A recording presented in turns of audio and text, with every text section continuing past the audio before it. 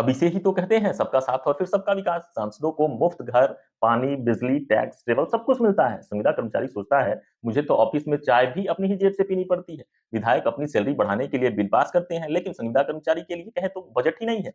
अरे भाई, बजट कहाँ से आएगा जब सारा पैसा तो तुम्हारी जेब में ही जा रहा है। बाकी बजट कहाँ से बचने वाला है संविदा कर्मचारियों के लिए।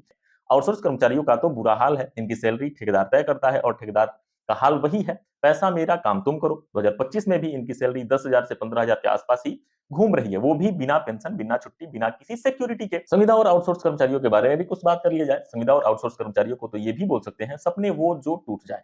ये मतलब एक टैगलाइन हो जाएगी संविदा और आउटसोर्स कर्मचारियों के लिए। संविदा और आउटसोर्स कर्मचारी ये वो लोग हैं जो सरकारी दफ्तरों में काम करते हैं, लेकिन इनकी सैलरी देखकर लगता है जैसे इन्हें कोई भिखारी समझ बैठा हो। इनकी तनख्वाह का इतिहास ऐसा है जैसे कोई पुरानी फिल्म का गाना हो, न कहीं पैसा न कहीं इज्जत। ऐसा ही कुछ हाल है। संविदा कर्मचारियों को शुरू में जो सैलरी मिलती थी वो आज भी लगभग वैसी ही है। जय हिंद दोस्तों, कैसे हैं आप सब? उम्मीद करते हैं आप लोग बेहतर हैं। दोस्तों, आज हम बात करने वाले हैं एक ऐसे टॉपिक पे जो बहुत ही सीरियस है, और वो टॉपिक है सांसदों और विधायकों की तनख्वाह कब कब बढ़ी और संविदा व आउटसोर्स कर्मचारियों की तनख्वाह का भी क्या हालचाल है। ये दोनों चीजों पे इस वीडियो में प्रकाश डालने वाले हैं। वीडियो शुरू करने से पहले आपसे निवेदन करेंगे, आपने हमारे चैनल को अभी तक सब्सक्राइब नहीं किया है तो प्लीज जल्द से जल्द सब्सक्राइब कर लीजिए, साथ में बेल आइकन भी दबा लीजिए ताकि आपको हर एक लेटेस्ट अपडेट सबसे पहले मिले और आप सही जानकारी से रूबरू हो सके, सही जानकारी को जान पाए और समझ पाए। सांसदों की तनख्वाह की बात जब आ ही रही है तो ऐसा लगता है कि जनता के सेवक नहीं, वो सैलरी के शहंशाह है। ये वो लोग हैं जो सांसद में बैठकर देश की तकदीर लिखते हैं, या कम से कम ऐसा दावा करते हैं। इनकी तनख्वाह का इतिहास ऐसा है जैसे कोई बॉलीवुड फिल्म का ग्राफ हो। शुरुआत में सादगी, फिर धीरे धीरे चमक धमक, और अब तो बस वाहवाह की ही बात है। 1947 में जब देश आजाद हुआ तब सांसदों को मिलते थे 400 रुपए महीना।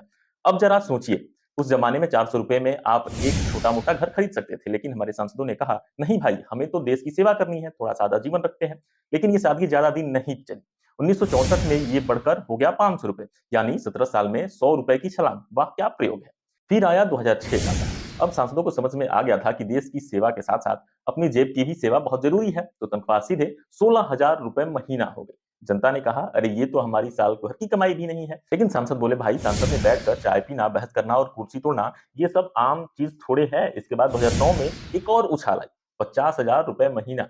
अब जनता को थोड़ा गुस्सा आने लगा, लेकिन सांसदों ने कहा अरे महंगाई भी तो बढ़ रही है, हमें भी तो टिकना है। 2018 में तो कमाल ही हो गया, तनख्वाह सीधे 1 लाख रुपए महीना कर दी गई, साथ में दैनिक भत्ता, मुफ्त ट्रेन टिकट, मकान और क्या क्या नहीं।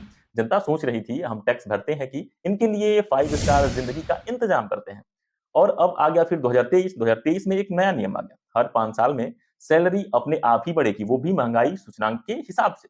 मार्च 2025 में सांसदों की तनख्वाह 1,24,000 रुपए महीना हो गई है, साथ में दैनिक भत्ता 2,000 से बढ़कर 2,500 रुपए और पेंशन 25,000 से बढ़कर 31,000 रुपए कर दी गई है। कर्मचारी और जनता बोली भैया, हमारी महंगाई तो बढ़ रही है, हमारी सैलरी कहाँ है? आपकी तो सैलरी बढ़ी, हमारी सैलरी कहाँ है? विधायकों की तनख्वाह में भी हर राज्य में अलग ही ड्रामा चल रहा है। ये लोग सांसदों के छोटे भाई जैसे हैं, काम वही है लेकिन स्केल थोड़ा कम है। हर राज्य में इनकी तनख्वाह अलग अलग है और बढ़ोतरी का भी तरीका ऐसा ही है जैसे सास बहू सीरियस में ट्विस्ट आता है। तो चलिए इस पे भी थोड़ा प्रकाश डाले। तो उत्तर प्रदेश में 2016 में विधायकों की सैलरी 1,25,000 रुपए महीना थी, जिसमें से 40,000 रुपए बेसिक सैलरी थी। फिर 2022 में उसे बढ़ाकर 2 लाख रुपए कर दिया गया। यूपी के विधायक बोले देखो, हम तो सस्ते में सेवा कर रहे हैं, सांसदों से तो कम ही लेते हैं। दिल्ली में विधायकों की सैलरी 2015 में बढ़कर 2,10,000 रुपए महीना हो गई थी, लेकिन अरविंद केजरीवाल ने कहा नहीं नहीं, हमें तो कम ही चाहिए, और अपनी सैलरी नहीं बढ़ाई। कर्नाटक में 2023 में विधायकों की सैलरी 100% बढ़ा दी गई थी। पहले 1,25,000 रुपए था, अब 2,50,000 रुपए। जनता बोली भैया खजाना खाली है, फिर भी कहां से आया? जवाब मिला अरे महंगाई जो बढ़ रही है, हरियाणा, बिहार, महाराष्ट्र हर जगह सैलरी बढ़ती रही और जनता बस टैक्स भरती रही।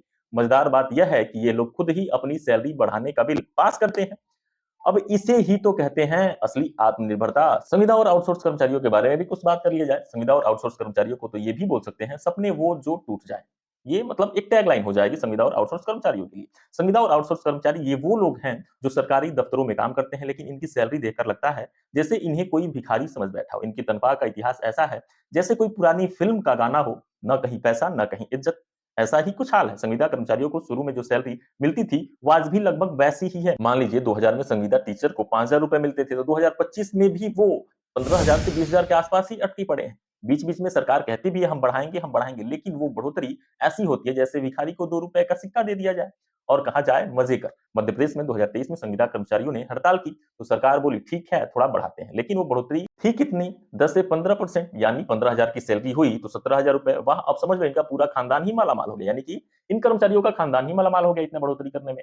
आउटसोर्स कर्मचारियों का तो बुरा हाल है, इनकी सैलरी ठेकेदार तय करता है और ठेकेदार का हाल वही है, पैसा मेरा काम तुम करो। 2025 में भी इनकी सैलरी 10,000 से 15,000 के आसपास ही घूम रही है, वो भी बिना पेंशन, बिना छुट्टी, बिना किसी सिक्योरिटी के। अब इसे तुलना कहें या फिर तमाशा, एक तरफ सोना एक तरफ कोयला, ये एक टैगलाइन हो सकती है। सांसदों की सैलरी 1947 से 2023 तक 400 रुपए से 1,24,000 रुपए तक पहुंच गई, यानी 310 गुना बढ़ोतरी हो गई सांसदों की सैलरी। विधायकों की सैलरी भी हर राज्य में 50,000 से 2,50,000 तक पहुंच गई। दूसरी तरफ संविदा और आउटसोर्स कर्मचारी 5,000 से 15,000 और 20,000 तक ही अटके पड़े हैं, यानी 3 से 4 गुना की बढ़ोतरी। अब इसे ही तो कहते हैं सबका साथ और फिर सबका विकास। सांसदों को मुफ्त घर, पानी, बिजली, टैक्स, ट्रेवल सब कुछ मिलता है। संविदा कर्मचारी सोचता है मुझे तो ऑफिस में चाय भी अपनी ही जेब से पीनी पड़ती है। विधायक अपनी सैलरी बढ़ाने के लिए बिल पास करते हैं, लेकिन संविदा कर्मचारी के लिए कहे तो बजट ही नहीं है।